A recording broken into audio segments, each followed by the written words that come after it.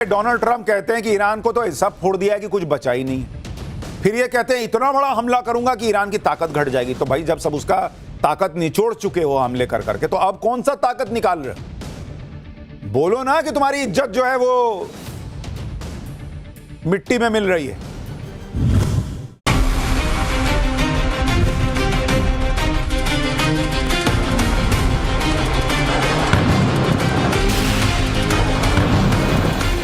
देखिए, ट्रंप के युद्ध ने दुनिया में पहले ही हाहाकार मचाया हुआ है और अब युद्ध ऐसे भीषण मुकाम पर पहुंच गया है कि जैसे लग रहा है प्रलय ही आ जाएगी। एक दूसरे का तेल गैस सब फोड़ने में जुट गए भाई लोग।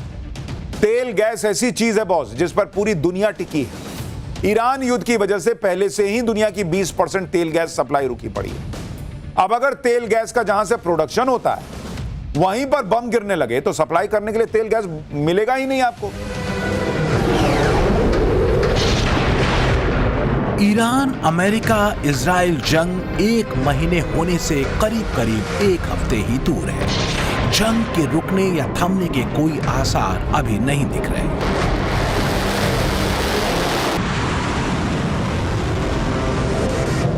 तनाव सिर्फ ईरान या मिडिल ईस्ट के लिए नहीं है बल्कि पूरी दुनिया के लिए है, क्योंकि मिडिल ईस्ट में उड़ते बारूद और धधकते तेल और गैस के भंडारों ने दुनिया की ऊर्जा को सोख लिया है। दुर्भाग्य से इस युद्ध की कमान अमेरिका के उस राष्ट्रपति के हाथों में है जिन्हें दुनिया सबसे अस्थिर मानसिकता वाले शख्स के रूप में जानती है। Question, my military people would be very happy, but we have a lot of troops, we have unlimited ammunition, we have the greatest equipment in the world, and we are decimating Iran. It's about time, and frankly it should have been done long before me. Trump के दिमाग में क्या चल रहा है? अपने जीवन के उत्तरार्ध में ट्रंप क्या सत्ता की शक्ति से पूरी दुनिया को असंतुलित करने निकले हैं? इस सवाल का जवाब शायद ट्रंप भी दे पाने की हैसियत में नहीं, क्योंकि अस्थिर दिमाग से किसी सवाल को सुलझाया नहीं जा सकता।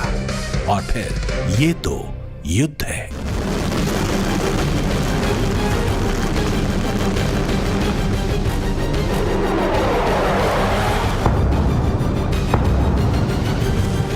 एक तरफ इनके डोनाल्ड ट्रंप कहते हैं कि ईरान को तो ऐसा फोड़ दिया है कि कुछ बचा ही नहीं। फिर ये कहते हैं इतना बड़ा हमला करूंगा कि ईरान की ताकत घट जाएगी। तो भाई जब सब उसका ताकत निचोड़ चुके हो हमले कर करके, तो अब कौन सा ताकत निकाल रहे हो? बोलो ना कि तुम्हारी इज्जत जो है वो मिट्टी में मिल रही है। सवाल ये है कि ईरान अमेरिका इजराइल युद्ध कब रुकेगा? विश्व के सामने खड़ी आर्थिक चुनौती क्या और बड़ी होगी? ट्रंप के वॉर प्लान का अल्टीमेट गोल है क्या? फिलहाल तो दुनिया सिर्फ एक दर्शक है। आसमान से बरसते अंगारों और उठते गुबार के बीच ईरान पीछे हटने को तैयार नहीं, न ही इजराइल और अमेरिका। ईरान ने युद्ध के तीसरे हफ्ते के बाद एक बड़ा हमला इजराइल के न्यूक्लियर रिसर्च सेंटर वाले शहर दिमोना में किया है। मिसाइल हमले में 40 से ज्यादा लोग घायल हुए हैं। हालांकि आईएईए ने किसी भी तरह के रेडिएशन से इनकार किया है, लेकिन फिलहाल जो असली टेंशन है वो है स्ट्रेट ऑफ हॉर्मुज, जिसे ईरान ने बंद कर रखा है अमेरिका और अपने दुश्मन देशों के लिए। और ट्रंप ने ईरान को 48 घंटे का अल्टीमेटम दे दिया है। ट्रंप ने ट्रुथ पर लिखा कि अगर ईरान अगले 48 घंटों के भीतर बिना किसी धमकी के हॉर्मुज स्ट्रेट को पूरी तरह से नहीं खोलता है तो संयुक्त राज्य अमेरिका उनके विभिन्न बिजली संयंत्रों पर हमला करके उन्हें नष्ट कर देगा, जिसकी शुरुआत सबसे बड़े संयंत्र से होगी। इस मामले पर ध्यान देने के लिए धन्यवाद।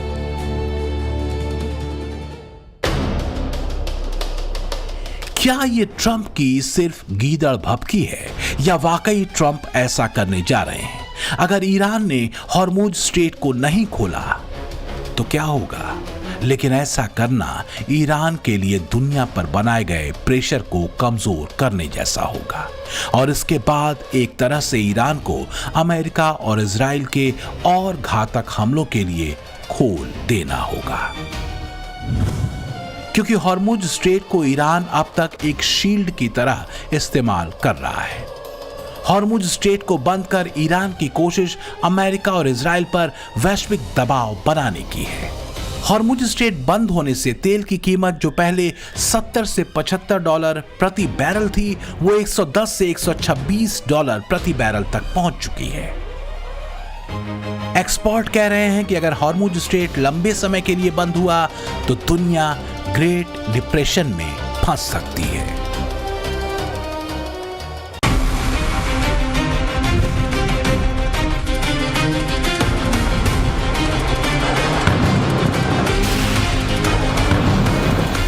ट्रंप खुद तो फंसे ही हैं, दुनिया को भी मुसीबत में फंसा चुके हैं। हालांकि ट्रंप को अब यह समझ आने लगा है कि जंग में उतरना और जंग से बाहर निकलना दो अलग बात है।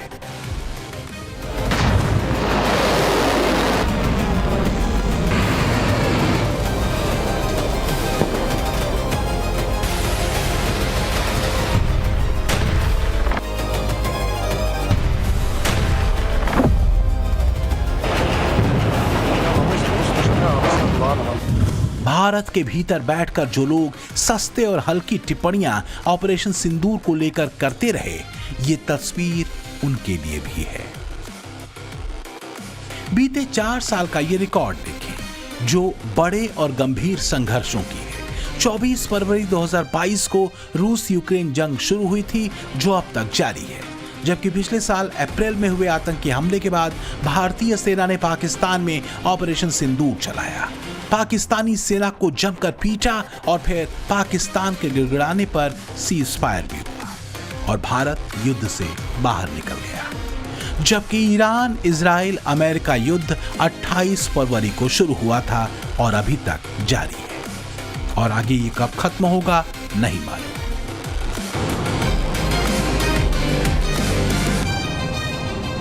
ट्रंप लाख डींगे हाँक ले, लेकिन वो भी जानते हैं कि ईरान अब उनके गले का वो निवाला बन चुका है जिससे वो न निगल सकते हैं और ना ही उगल सकते हैं। हाँ, फेस सेविंग के लिए लंबे चौड़े उलूल जुलूल तर्क जरूर लड़ सकते हैं और वो वही कर भी रहे हैं।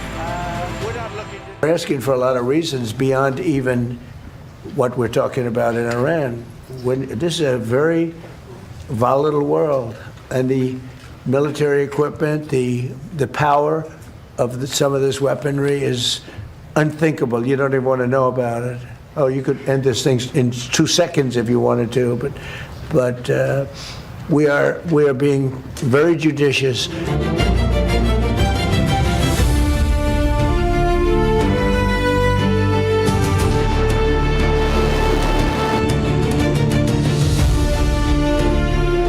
ये सच है कि ईरान की हैसियत अमेरिका के सामने कुछ भी नहीं, ठीक वैसे ही जैसे भारत के आगे पाकिस्तान की औकात। लेकिन अमेरिका ईरान के ट्रैप में फंस चुका है। ईरान छोटे छोटे हमले करके और युद्ध लंबा खींचकर अमेरिका को आर्थिक और सैन्य दोनों नुकसान पहुंचाने की रणनीति पर काम कर रहा है।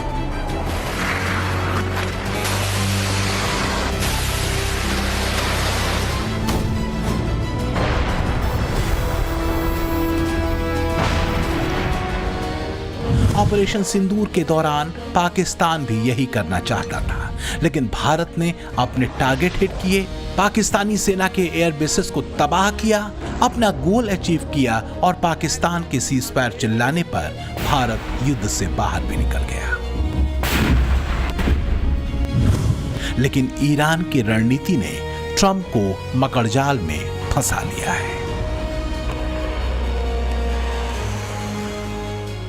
ट्रंप का प्लान यह है कि अगर ईरान ने हॉर्मुज स्ट्रेट नहीं खोला तो अमेरिका खार्ग आइलैंड पर कब्जा कर लेगा। खार्ग आइलैंड पर अमेरिका हाल ही में बम फोड़ चुका है ताकि ईरान हॉर्मुज स्ट्रेट को खोल दे। लेकिन ईरान ने भी अभी तक हॉर्मुज बंद किया हुआ। लेकिन अब अमेरिका ने अपने 2000 मरीन जवानों को इस आइलैंड की तरफ रवाना कर दिया है। रिपोर्ट है कि इस जहाज को सिंगापुर से ईरान की तरफ बढ़ते हुए देखा गया है। अमेरिका के रक्षा मंत्री पीट हेगसेथ ने ईरान को धमकाते हुए कहा कि अगर ईरान हॉर्मुज के रास्ते में अड़ंगा डालेगा तो अमेरिका उसके उस खार्ग आइलैंड पर कब्जा कर लेगा। लेकिन ईरान कह रहा है कि कुछ भी करके देख लो, ईरान झुकेगा नहीं। ईरान तो वेट कर रहा है। ईरान बैठा हुआ है कि तुम भेजो अपने सैनिक। जो ड्रोन हम अमेरिका तक नहीं भेज पा रहे, जो मिसाइलें हम अमेरिका तक नहीं मार पा रहे, तुमको ईरान के लोगों को मारने में मजा आता है। ईरान कह रहा तुम भेजो ना, हम मार के बताते हैं तुम कैसे तुम्हारे सैनिकों को मारेंगे। सिर्फ अमेरिका के संसाधन, अमेरिका का पैसा ही बर्बाद होगा, ईरान कह रहा अगर तुम ये सब करोगे। ईरान युद्ध लड़ने के लिए ट्रंप ने अमेरिका में $200 बिलियन मांगे। इस पर भी ईरान के विदेश मंत्री ने कह दिया कि ये युद्ध ईरान के लोगों और अमेरिका के लोगों पर थोपा गया। युद्ध को अभी सिर्फ 3 हफ्ते हुए हैं और ये $200 बिलियन मांगने लगे। अमेरिका के आम नागरिक इसके लिए नेतन्याहू और अमेरिका में नेतन्याहू के लोगों को थैंक यू कह सकते हैं कि लाखों crore dollar Israel first tax के तौर पर लगने वाले हैं, जो अमेरिका की अर्थव्यवस्था को ही बर्बाद करके रख देगा। यानी ईरान जो है वो अमेरिका की पब्लिक को पिन मार रहा है कि देख भाई, मेक अमेरिका ग्रेट अगेन बनाने आए थे ये भाई साहब, ये इजराइल के इशारों पे नाच रहे हैं, उसके लिए काम कर रहे हैं। तुम टैक्स भर रहे हो, इजराइल का काम हो रहा है। मार दिया पिन। वहां पब्लिक जो है वो कर, हाँ यार ये तो सही कर रहा है। देखिए बात सही भी है। जितना पैसा अमेरिका ने करीब 3 साल के यूक्रेन युद्ध में खर्च नहीं किया, उससे कहीं ज्यादा रकम वो 3 हफ्ते में ईरान के खिलाफ लगाने वाला है। आप देखिए कि यूक्रेन युद्ध पर अगर आप देखेंगे अमेरिका का खर्च कितना रहा है, अमेरिका का खर्च अगर आप देखने बैठेंगे कि वो कितना युद्ध पे खर्च किया, तो जो यूक्रेन युद्ध है, यूक्रेन वॉर, उसमें अगर आप देखेंगे 2022 से 2025 की बात कर रहा हूं, उसमें अमेरिका ने कितना खर्चा किया? 16 लाख करोड़ रुपए 3 साल में बॉस, 16 लाख करोड़ रुपए। और ईरान युद्ध में, ईरान वॉर में अमेरिका कितना खर्च कर रहा है? 9,000 करोड़ CR पर डे खर्च कर रहा है बॉस, पर डे। और 20 दिन में इसका मतलब यह है ऑलमोस्ट 2 लाख करोड़ रुपए वो खर्च कर चुका है। 2 लाख करोड़ रुपए 20 दिन में। और बजट मांग रहा है कि 18 लाख करोड़ रुपया और दो। तो आप देखिए कि 2 लाख करोड़ इधर और 18 लाख करोड़ का बजट मांग रहा है, तो 20 लाख करोड़ हो गया। तो जितना 3 साल में खर्च नहीं किया यूक्रेन युद्ध में, उससे ज्यादा तो ईरान में खर्चा कर देगा। तो ईरान कह रहा कि मारो, हमको क्या है? हम थोड़ी कहते हैं कि हम दुनिया के सबसे बड़े देश हैं, हम दुनिया के सबसे ताकतवर देश हैं, हम पूरी दुनिया को चला रहे हैं।